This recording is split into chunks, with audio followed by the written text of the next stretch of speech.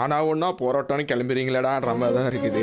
இப்போ வந்து உரிமைக்காக போராட்டம் பண்ணதெல்லாம் விட்டுட்டு இப்போ வந்து சீமான் வந்து ஒரு பேட்டியில் விமர்சனம் வச்சிட்டாரு. பெரியாரை பற்றி தப்பாக பேசிட்டார். நீ பெரியாரை பற்றி ஒரு இது மாதிரி நிறையா வாட்டி நிறையா மேடையில் பேசியிருக்காரு. அப்போல்லாம் வராத கூட்டம் இப்போ வந்து அவர் வந்து எப்போ வாயை விடுவார் அடிக்கலான்னு காத்திருந்து வன்மம் முழுக்க முழுக்க வன்மத்தினால ஏற்பட்ட ஒரு போராட்டம் தான் இது. இதை பற்றி வேறு எதுவும் சொல்கிற கருத்து இல்லை. முழுக்க முழுக்க வன்மம், அவ்வளோதான்.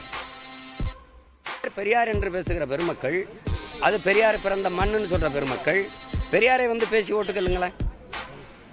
பெரியார் பெண்களுக்கு இப்படி செஞ்சுருக்காரு, பெரியார் தாலி வந்து பெண்களுக்கு அடிமைச்சுன்னா அறுத்து போட சொல்லியிருக்காரு, பெரியார் கோயிலுக்கு போய் கும்பிட்றது காட்டு மறைந்து தரணும்னு சொல்லியிருக்காரு, பெரியார் கற்பை போய் அறுத்து போட சொல்லியிருக்காரு, அது பேசுங்களேன்.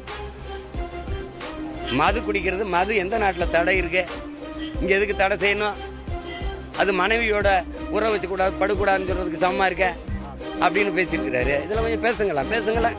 தமிழை சனியன்ட்டாரு, காட்டு மிராணி மொழின்ட்டாரு, முட்டாப்பைய பாசைன்ட்டாரு, தமிழ் சனியனை விட்டு ஒழிங்கெல்லாம் பேசிட்டாரு. அப்படி கொஞ்சம் பேசுங்களேன்.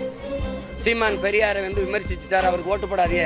சீமான் பெரியாரை விமர்சிச்சிட்டாரு, ஓட்டு போடாதீங்கன்னு ஒரு தடவை பேசுங்களேன். வந்து இப்போ ஓட்டு பெரியாரை சொல்லி வாங்க புரியல, காந்தியை படத்தை நீட்டி காந்தியை காட்டி ஓட்டு வாங்க புரியல, பெரியாரை காட்டி ஓட்டு வாங்க புரியல, காந்தியை காட்டி ஓட்டு வாங்க புரியல. நான் பெரியாரை ரொம்ப தப்பா பேசிட்டார், தயவு செய்து ஓட்டு போடாதே, கேட்டுருங்க. நீங்க கேட்டுருங்க.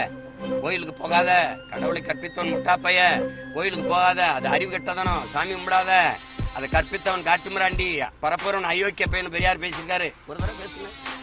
நான் வந்து சீமானுக்கு முட்டு கொடுக்கோ சொம்பு தூக்கவோ வரல. இப்போ பெரியார் ஆதரவுகள் வந்து வீட்டை போய் முற்றுகிடம் போகிறதோ இல்லை சீமான் கட்சியில் இருக்கிறவங்க கட்டையை தூக்கி நிற்கிறதோ இது வந்து ஒரு தேவையில்லாத விஷயம் நான் நினைக்கிறேன்.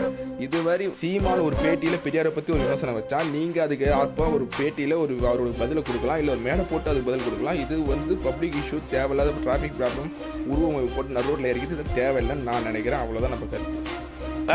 இது இந்த வீட்டை நான் முற்றுகிறேன் அப்படின்னு சொல்றதுக்கு பாருங்க, இதனால் இந்த பொதுமக்களுக்கு எப்படி தமிழ்நாட்டுக்கு மிக மோசமான முன்னுதாரணமா அமையும். நாளைக்கு தமிழ்நாட்டில் இருக்கிற எந்த அரசியல் கட்சி தலைவரோட வீட்டையும் நாங்க முற்றுகையிடணும், யாரு வேணாலும் போராட்டம் அறிவிக்கலாம் அப்படிங்கிற சூழலை இன்னைக்கு தமிழ்நாடு அரசு உருவாக்கி கொடுத்திருக்கு.